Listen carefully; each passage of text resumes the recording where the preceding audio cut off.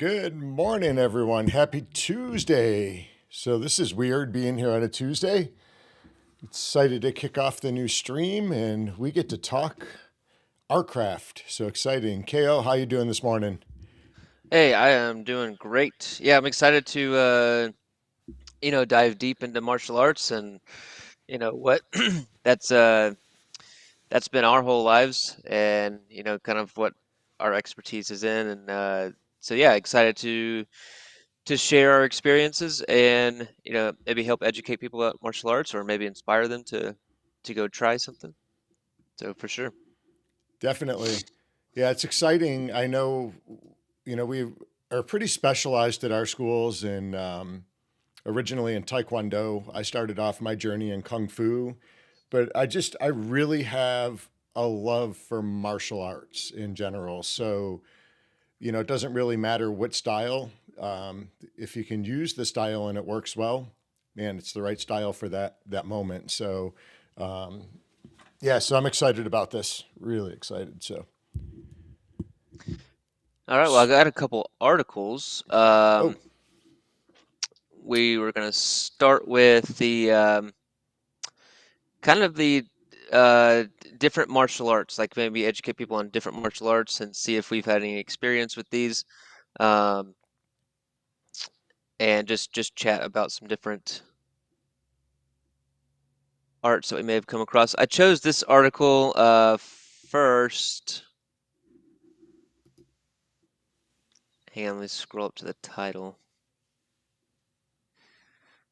Top 21 deadliest martial arts in the world according to experts. So I thought that was a funny title, actually. Uh, So, I mean, yeah, it's interesting because I mean, martial arts started to, you know, for people to defend, their country or their family, and it's mainly a sport now, at least the way that it's marketed and things like that with Brazilian Jiu-Jitsu and different striking arts and boxing and UFC. It's taken a turn over the years. Um, that's an interesting title.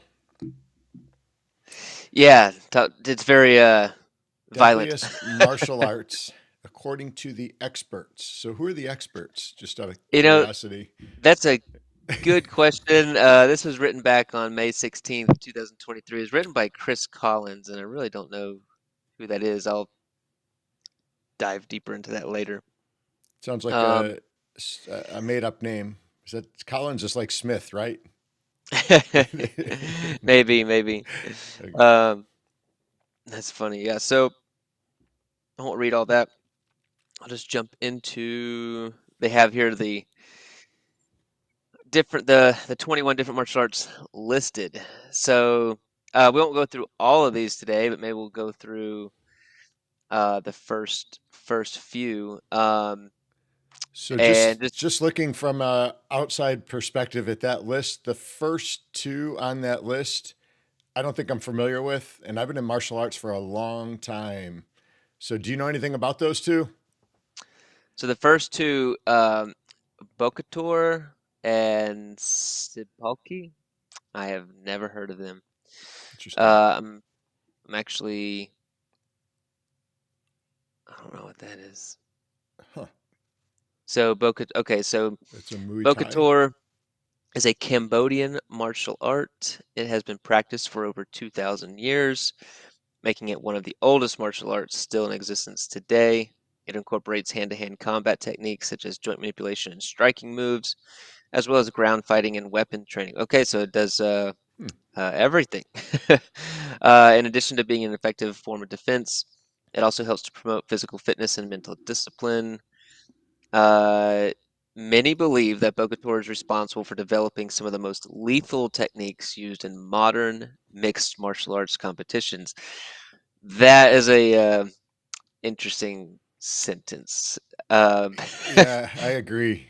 We're going to have to reach out to some of our friends in Cambodia and fact check this.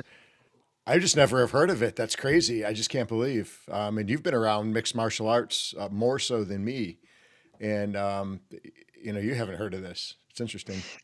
Um, well, the other interesting part about that is lethal techniques used in modern mixed martial arts competitions. You're not allowed to use lethal techniques in Yeah, in modern mixed martial arts that competitions. draws out the flag. Um, so that, I would like to see like the list of techniques that it's accredited for. This is an interesting video right here. I'm So kind of scared. is this the art that Zuckerberg is practicing for his MMA debut coming up? Yeah, he's got a special. He brought in some special uh, trainers just to teach him Bokator to take down Elon Musk. So, yeah, I mean, it's interesting that that makes the list as number 21. Um, I'm not knocking any more, I'm not knocking it. It just, I've never heard of it. And for the claims that it's making, you would have thought you would have at least heard Heard of of it, it? Yeah. With you as know. much as we're around it, you would think, right? Yeah. Um, I mean, it sounds, there's weapons, ground fighting, striking, some joint manipulation. Seems like a little bit of everything. Yeah. Trying to, um, in recent years, there's been an increase in popularity in Cambodia for learning this unique form of martial arts due to its effectiveness on the battlefields during World War II, when many soldiers were trained using Bokator techniques before their deployment overseas, with its emphasis on speed and accuracy rather than force. Hmm. Um, okay, this is interesting. So, fighters typically use their body's weight instead of muscular strength to execute moves quickly and accurately, leading spectators at tournaments saying that it looks more like a dance routine than a fight. So kind of like a Uh, capoeira. so that's exactly what I was thinking, like capoeira. I actually the first grappling art I learned was actually sambo. Sambo, that's right. And the sambo instructor also did capoeira, and he was really good at it. It was really cool. So have you ever tried it? Did you learn the Jenga? So I know the Jenga, and that's about it. You know how to do it? Yeah. Really? You can still do the Jenga, the form? Oh, the form, Yeah. not the whole form, just like Okay. the little routine that they all use, like in the circle, Mm-hmm. and then they have the. He actually had the traditional instruments too. So we're kind of getting off into capoeira, but they would stand in a circle and they had these old traditional instruments that they played the music. And it was all done to music because it was supposed to be disguised as dancing, which sounds, I don't know, like So it's like an to 80s dance off.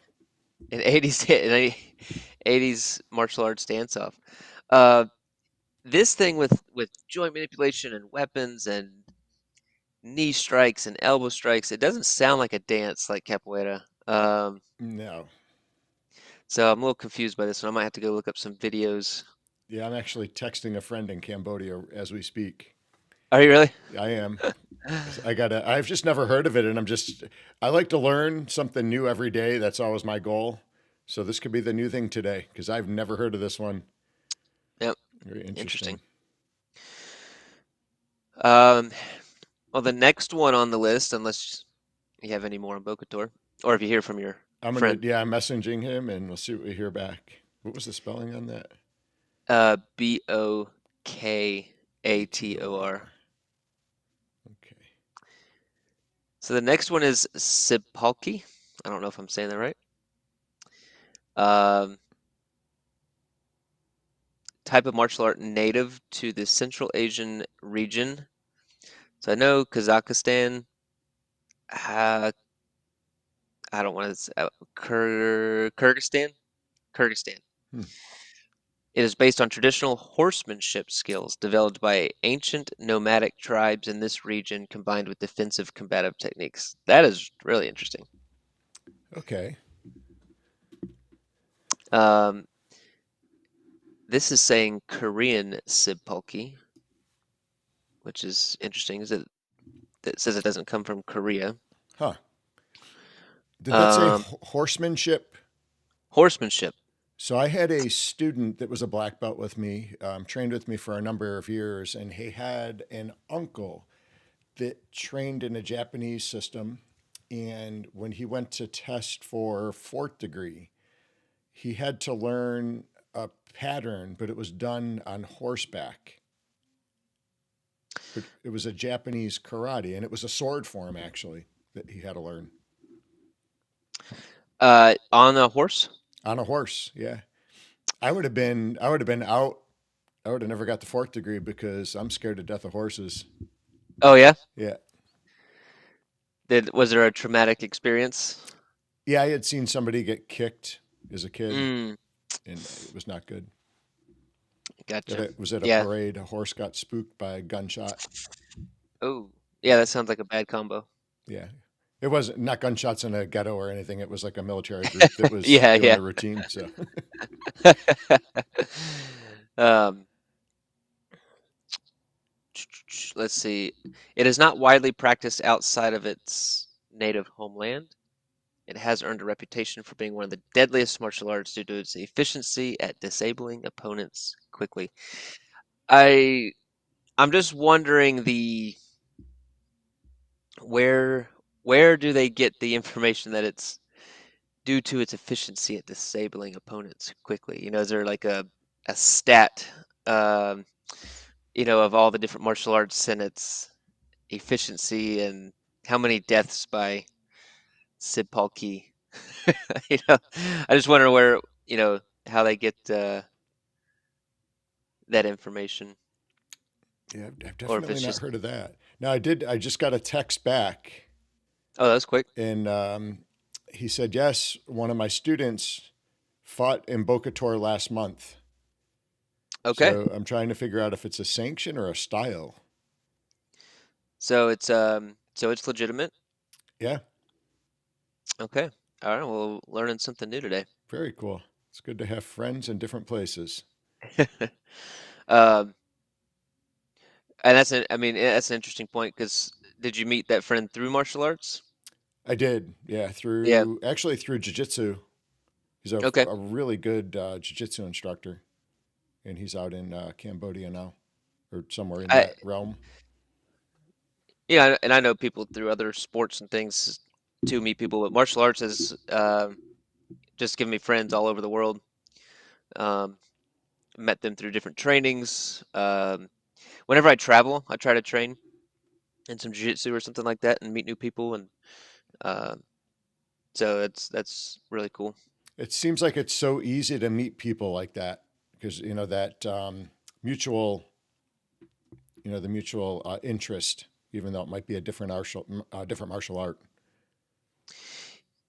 Yeah, you can walk into a room and not know anybody, but you all have martial arts in common and kind of a passion for it, and you just immediately kind of hit it off. That's been my experience at most, uh, martial arts academies that I've been to um, across the world now. So, Yeah, most of them uh, are so open and willing to talk and chat. And then if you run into the ones that are not, you don't want to be around them usually. So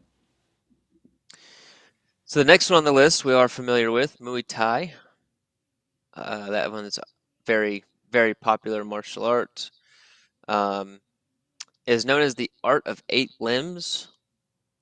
It's a national sport of Thailand and one of the deadliest martial arts in the world. This article is focused on death. Well, very, um, very deadly. Let's see. So when you think of Muay Thai, because we are familiar with that one, what do you think of immediately? okay, so when I think of Muay Thai, I think of in close fighting for the most part, a lot of elbows, knees, and just very very strong kicks. Yeah, when I watch Muay Thai fighters, I love Muay Thai. Actually, I wish there was more Muay Thai around our area. There's actually none. Um, and because I do. I do like it. It's very different from Taekwondo, which is what I grew up doing, where I mean you are standing in front of your opponent like the whole fight. You know, of course they cut angles and things like that, but um, Taekwondo, there's a lot more footwork, and you're moving around your opponent. It's a lot more agility, I feel like. And the Muay Thai stance and their fighting style is just they just keep moving forward. Yep. They just keep moving forward. They get in close. Uh, Taekwondo is a little bit more like fighting from the outside and making quick movements to get to the inside. Muay Thai is like, no, we're just gonna get on the inside and stay there. Yeah. um, A lot of Lots of leg. conditioning that goes into that art too, with the shins, elbows, all that stuff. Yeah, I've done some of that. Not a crazy amount. I quickly learned I'd actually like the nerves in my shins and Yeah. elbows and things. Uh, but I have seen guys just kick metal poles as hard as they can and just not even wince at all. And but you can really tell it does make a difference. Those guys just do not feel pain. It's crazy. Have you ever torn up a shin before? Uh, Define torn up. Hurt? Bad? I mean, badly bruised from fighting and things like that. I wouldn't say like a major massive injury. Yeah, I've never had like a major injury or broke anything, but I hit someone's hip one time with the shin bone and that leg just swelled up and I had to go get it drained. It was so bad. And then about probably 2 weeks later, I hit and collided shins with the same leg. And man, I thought I was going to die. It hurt so bad because it was still badly bruised from the first one. And I had to go get it drained twice after that. It was like 2 months I was getting that thing drained and it was just filled up with blood. Oof. So I did not read this article beforehand, and I'm kind of glad I didn't because this is actually pretty entertaining. All right, just listen to this paragraph. Muay Thai is so dangerous that it has been responsible for more fatalities than any other martial art. Research shows that 95% of all martial arts statistics and facts are made up, but 59.4% of MMA fighters have suffered some form of injury during their bouts where Muay Thai techniques were involved. Furthermore, practitioners can train in various disciplines such as grappling techniques, pad drills, conditioning exercises, and fight sparring, which increases its level of danger even further. I wonder if this is just like a Chat GPT article, just like thrown together, and they didn't. I mean, research shows that 95% of all martial arts statistics and facts are made up, but 59.4% of MMA fight like it's 59.4. That's such an exact number. um and how do you okay, because I mean the movie there's elbows in Taekwondo. There's elbows in many martial arts. There's punching in Muay Thai, just like boxing and many other martial arts. A lot of the kicks, all of the technique might be slightly different, but I mean a roundhouse kick is a roundhouse kick. So I mean there's different ways to do it. But so Interesting. that's just a So, weird who was the paragraph. name of the author of this article? Was it AI Collins? I'll be doing some more research on Mr. Collins there. Um, there are two Muay Thai techniques. I'm not even going to try and say it. The major technique and the minor technique. The traditional form of Thai boxing includes exchanging heavy blows between opponents. Though the contemporary form of the sport has a lot of regulations, it still involves using the entire body to strike and pin opponents. All right. Okay. Um, yeah, I love the art. I love the history and uh, traditional traditionalism that Muay Thai brings. I've always enjoyed watching Muay Thai. What was your first exposure to Muay Thai? Um, Probably meeting some guys that trained in Muay Thai, and then we were sparring. So I actually didn't learn it first. I sparred against some people that were Muay Thai practitioners. Um, and it was different. It was just very different. They were just, at that time I was used, now I've sparred, so many people, and um, it's hard to not impossible at all, but I'm not as shocked anymore, with things that I see and stuff just from sparring over the years. But at the time, I hadn't had as much experience, and they were just in your face the whole time, moving forward the whole time. They weren't moving around like a Taekwondo practitioner. So that was like my first experience. How about yourself? I think the first time I actually ever seen it, because I know I've heard the term Muay Thai back when I was younger, but the first time I really seen it was in actually a movie. Was what was that movie back then? Kickboxer. I think it Mm. was Jean Claude Van Damme, and they went over to Thailand and fought. And I remember in the movie, his brother got beat up and paralyzed, and they just took him out on a stretcher and just dumped him outside the door of the arena they were fighting in. So it was pretty hardcore. Oh, that's crazy. So I wonder if those end up in the statistics or not, that kind of stuff. But yeah, I remember seeing that movie and that like the conditioning. They showed a lot of the conditioning, and like you were talking about, guys kicking steel poles and stuff, and kicking trees. And of course, as a young guy, I had to go out and start kicking trees and conditioning a little bit better. But like you said, it is not good for your nerves. So I've always, especially back, I've had some injuries and stuff, but I was, fighting pretty heavily, and it used to be one of my goals to go to Thailand. Is it called the White Tiger I believe um, so. training center out in Thailand, Hmm. where they've got that big open facility outside, and you just train and eat and sleep, all day long. I wanted to go out there for like 2 to 4 weeks and train out there. That was one of my goals. I don't know if that's in my future now, but at least to go visit there one day would be amazing, and see there's just a lot of history there, and a lot of guys in the UFC and stuff will go and train there for weeks or months at a time. Just that's just how good the training is out there Yeah, for Muay it's Thai. tough training for sure. I remember speaking to your uncle about that years back and wanting to try to plan a trip. That would be really cool Yeah. to see the history. Well, moving on to Sambo. Do you have any experience with Sambo? I don't. I don't. I know it's a grappling art.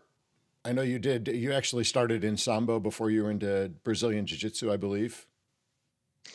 Yeah, I mean, um, it was a grappling class, and then I didn't know anything at the time, and then I learned later that it was mainly Sambo. Um, so the interesting and he was a big history buff and stuff like that. That my first instructor in this, and what I thought was brutal about this art. So it was for the military, and so they focused a lot on leg locks, which can you know take out your ankle or your knee, and very quickly. So of course they did arm bars and chokes and stuff like that too, but there was a heavy focus on leg locks. And the reason was, according to my instructor, was that in right in the military, so they would go out and they would be battling, they would fight, they would not kill the other the other side, the other people, but they would debilitate them. So they would take them down and ru- tear up their knees and ankles, and that would actually. So then the other side would have to send troops out to try to save their troops, and then that would be the trap Ah, for getting people to come out into the open and stuff like that. So that was like their reasoning for going for the legs, is to so then their opponents couldn't walk, and that would force the troops on the other side to come out and try to save their. their troops, which would expose, you know, where they were at and stuff like that. So that was pretty gnarly. That was pretty crazy. Yeah, it's crazy. Yeah, I never studied that one. I remember years back. This is a long time ago. I think I was up in JC, and I think it was you and Jason maybe were training sambo at the time, and had went out to a school and were telling me a little bit about it. The sport is interesting. They wear the gi top, Hmm. but then they just wear those little tiny shorts, like compression shorts, looks like underwear almost. Um, and then there's sambo, and then there's combat sambo, Hmm. and that was brutal. I would never do combat sambo. I'd rather fight MMA because you're fighting other guys, or girls, but you're wearing the jacket, the gi jacket, so you could grab the jacket and be punching them in the face, elbowing them in the face. And so in MMA, there's nothing to grab except for the person. There's no clothing or anything. But these gis, you could get wrapped up into some really bad situations, and the other guy's just punching you, kicking you, kneeing you. Hmm. And then, of course, they're standing up, so then you could throw them, Hmm. take them down, leg lock, armbar, chokes, things like that. Um, or there's just regular sambo, which is the grappling without the strikes. So there's sambo and then combat sambo, and both. If you look them up on YouTube, watch the videos. The combat sambo is brutal. Just it's crazy. Is it Um, similar to combat jiu-jitsu? Well, combat jiu-jitsu is no-gi though, isn't it? I can't stand combat jiu-jitsu. First of all, it is no gi. Second of all, you can't strike with your fists. Yeah, it's only hands, It's right? open hand slaps. I recently was a ref for a combat jiu-jitsu match, and it was just, it's so weird. I'd rather get punched than slapped. It's and I think the guys were actually there was a girl match and then a guy match too, and you just tell they're like, this is just annoying getting slapped. And then like one of the guys had a black eye from it. That's how hard he got slapped. And Can you I was like, knock man, somebody out with it or no?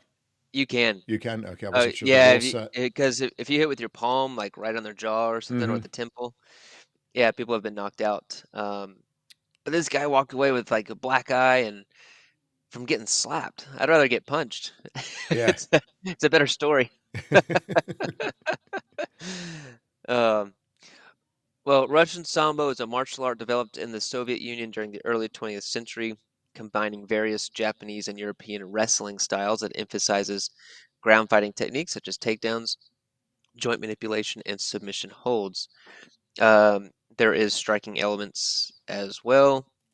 It gained popularity in Russia and beyond due to its effectiveness as a self-defense system and became an official sport in 1938. Let's see. Okay, the most popular style of sambo is practiced today is combat sambo, Hmm.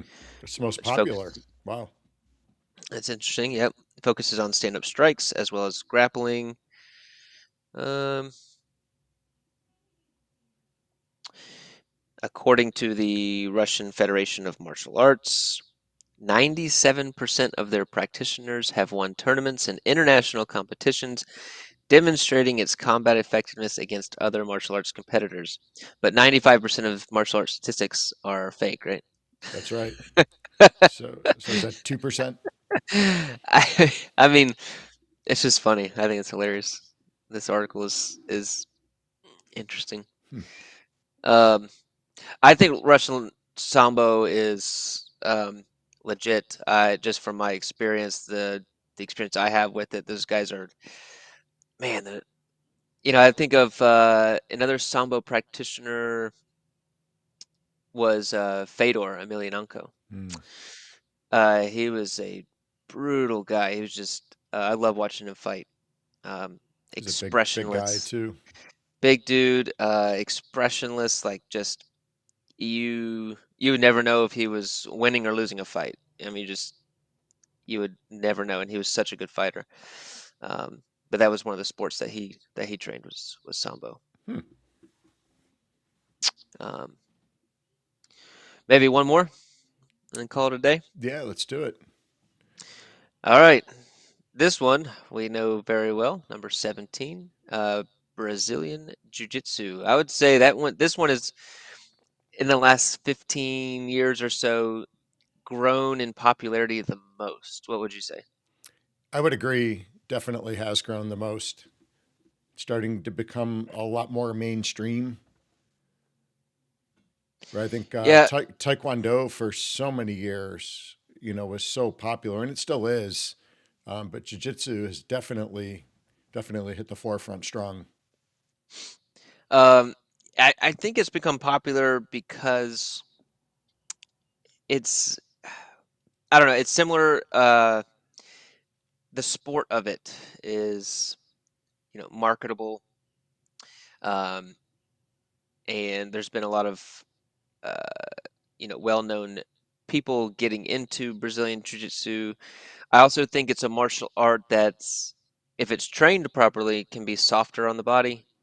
Um, it can Yeah, definitely be hard on the body, but yeah, if you know how to train it correctly, you can do it for a long time.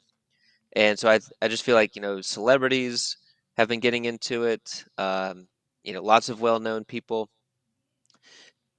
because in the right atmosphere, it is a safe martial art to practice, and I've been doing it for 17, 16, coming on 17 years, and it's very effective. It's a lot of fun. I love doing jujitsu as much, if not more, today than the day that I started. Um, I love rolling. I love training. It's so much fun. It's just like human chess with your partner, with your opponents and your friends. Um, so I've fallen in love with this art, for sure. yeah. I agree. I think it's an art. If you do it the right way, you can do for pretty much your entire life.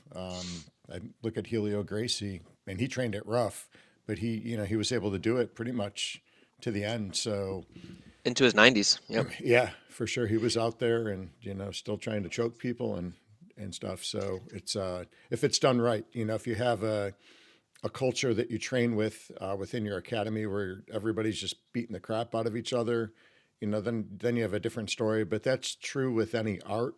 I think it's a lot more controllable.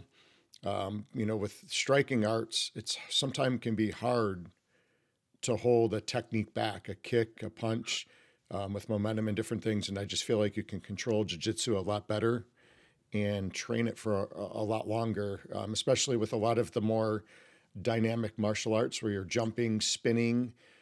I know from personal experience, your body changes, so you have to change the way you do things. I feel it's a lot easier on the body than some other arts personally. I still love all the other arts, just easier on the body. Yeah, I agree.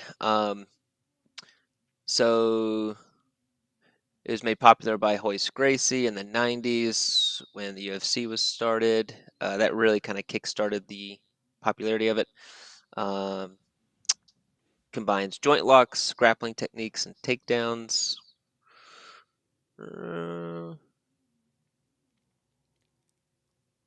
The one thing I Leg really locks. like about jiu-jitsu too, from a self-defense perspective, is that it trains people with the ability to, kind of constraint or hold somebody down in a position Mm-hmm.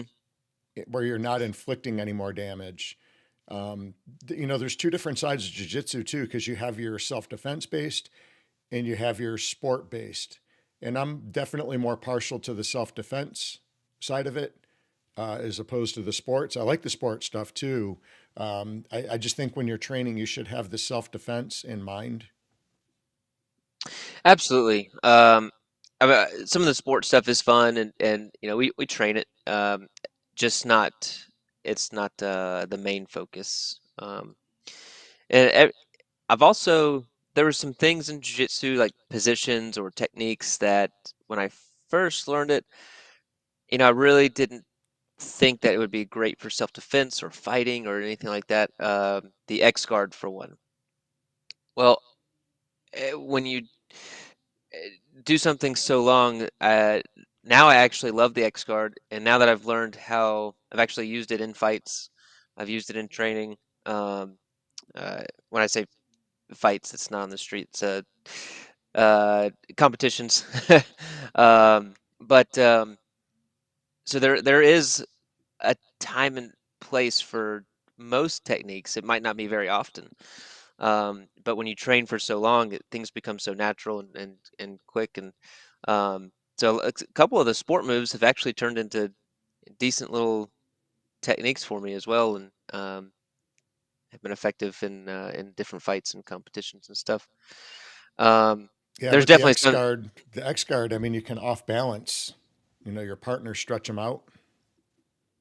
Yeah, when I learned, because you're kind of under your opponent for that one, and I was, when I first learned it, I was like, man, I'm gonna get punched, like crazy right here. But if you know how to use it effectively, um, it can actually keep you relatively safe. Um, let's see.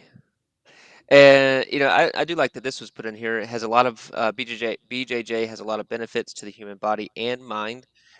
Uh, I like the wording here. Dynamic and fierce holding, pushing, and grappling improve muscle tone and promote cardiovascular health.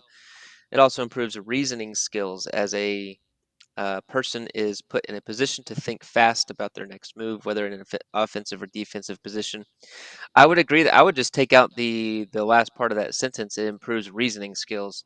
Uh, like you said earlier, Brazilian Jiu-Jitsu teaches different positions, side control, mount position, back control, where you can control the situation. And I've always used the example when I'm teaching. You're at a family reunion, and the crazy uncle, gets maybe has a few too many.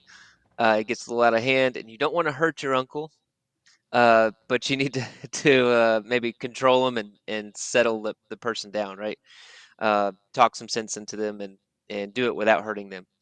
That's what jujitsu, a part of jujitsu teaches is how to control somebody without hurting them.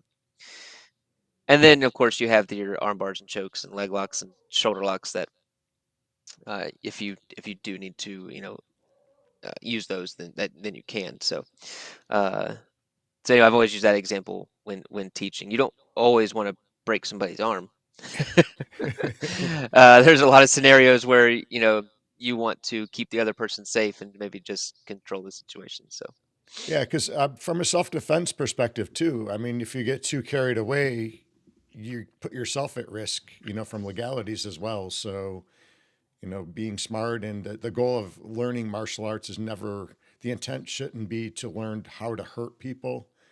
It was meant for self defense. So, do what you need to do. I don't know. yeah, I do like the part about improving the muscle tone and, keeping in good shape too.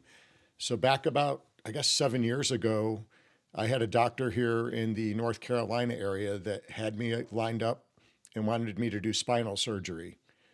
And mm, I was like, I'm way too young. I don't hear a lot of good stories about spinal surgeries in general. So it wasn't something that I was ever going to entertain. And I actually started training jujitsu a little bit more than I was. I increased my jujitsu training and just the overall stretching for my lower back, hamstrings, and the core strength building. From doing simple exercises like teeter totter, shrimping. These are exercises that we do every day for warm up, and the amount of conditioning it does for your muscles is amazing. And I feel like it prevented me from having to get any kind of spinal surgeries because my back is 100% fine. that's fantastic. Yeah, because I did Uh, like injections that were very expensive. And, they did nothing. I was a little bit pain free for a couple days, but it just kind of masked the problem. And really, maybe I just needed to be stretched a little bit more in certain parts of my body. And jujitsu provided that for me. that's great. That's great to hear that, and hopefully somebody out there maybe can hear that and get inspired to do that. I was talking yesterday actually to some of my students, and I'm not exactly proud of it, but The oh, can you hear me? Yep. Okay, sorry, I thought my lost my mic. Um, I started basically I had my last fight in January, and since January, February, my I'd say 90% of my exercise has come from Brazilian Jiu-Jitsu um, and Taekwondo. I haven't been running, lifting, going to the gym. It's just been martial arts only. Of course, we get calisthenics in there as well, but man, I love training martial arts so much.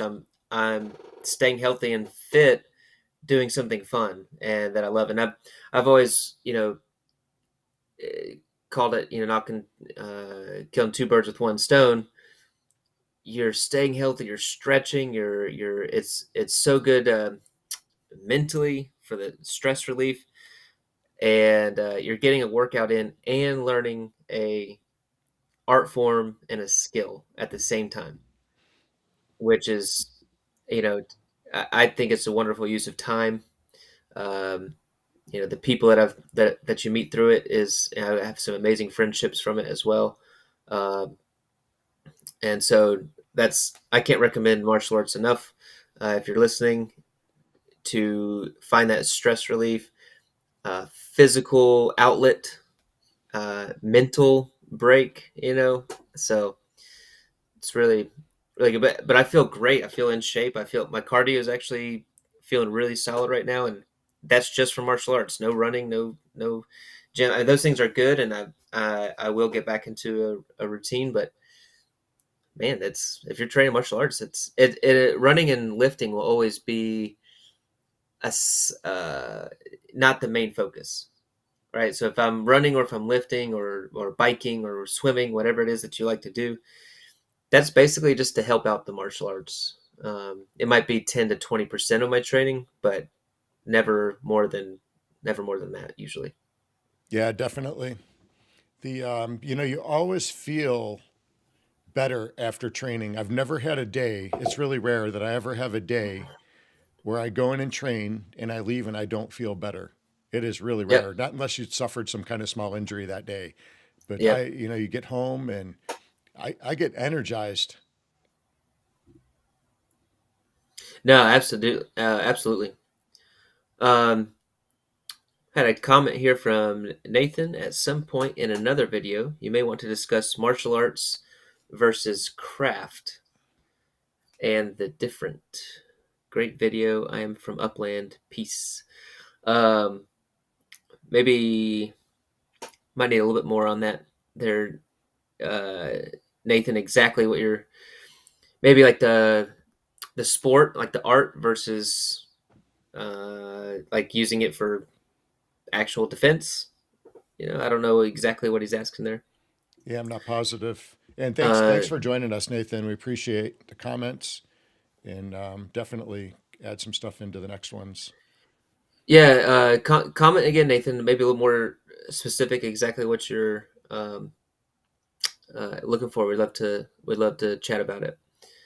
So for today, I think that's good for today. We got through Brazilian Jiu Jitsu. I'll keep this article and we'll continue to go through it over the next few weeks. Um, so we'll be talking about karate. I don't know how to say that one. Silat. Oh, Salat. Yep, very familiar. Okay.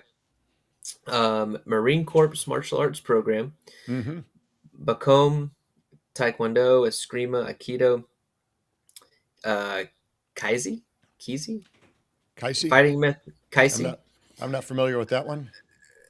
Kung Fu, Judo. It says line. I don't know if that's pronounced differently. Wrestling, Valley Tudo, Rough and Tumble. That's gonna be an interesting one. Rough and Uh, tumble. That sounds like a daycare type. it's the deadliest toddlers Yeah. in the world. Sounds like a Uh, Pampers commercial. Oh man. uh, Ninjutsu and Krav Maga. So definitely heard of most of those. Yeah. Maybe 80-90% of those. So it'll be interesting to talk a little bit more about those. Awesome. So if you enjoy talking martial arts, learning about martial arts, getting our takes on them. We would love to have you join in. Leave a comment. Let us know if there's a martial art that on here that we haven't talked about yet. We can add it to the list. If you have any questions whatsoever, please comment. Let us know. We wanna talk about it. Yeah, and I think Dogster said that after leaving classes too, the same thing. He always feels better. Yeah, you can turn a bad day into a good day. And I know I preach this with my students of all ages, even the kids. You know, sometimes you'll have a child come in and they just had a bad day at school, or maybe they got into an argument with their parents, you know, before they got there. And, you know, I try to remind them when you come in that door, you bow into the mat, leave everything outside, come in, train. You're going to feel better when you leave every single day. Absolutely. Well, you got anything else to add for today? I think that was a great discussion, and Iron uh, Mantis martial arts. Iron Mantis, I'm imagining that was a Chinese style. Very cool. Well, we'll be doing this every Tuesday. This is what we do day in and day out. We absolutely love martial arts and, you know, all martial arts. Anybody that trains, they're doing the right thing. So, you know, if you do train, let us know what your art is. And, you know, I know at some point we're going to be bringing some people in. We know a lot of people around the martial arts world. So we're going to be having some good friends and other martial artists in for interviews and different things and just to chat about martial arts. So definitely share the arts you do. And we look forward to seeing you guys on future podcasts. And we'll be doing this particular cast every Tuesday at 9 a.m. Eastern Time. So definitely join in if you can. And then if that time is not good for you, you can always hit it on a replay and let you guys know or let us know what you want to hear about. absolutely. Thanks for tuning in, guys. That was a lot of fun, and we will talk more martial arts next week. Yeah, time to hit the mats now. So everybody have a great Tuesday, and we'll see you back at the next Later, one. guys. See ya.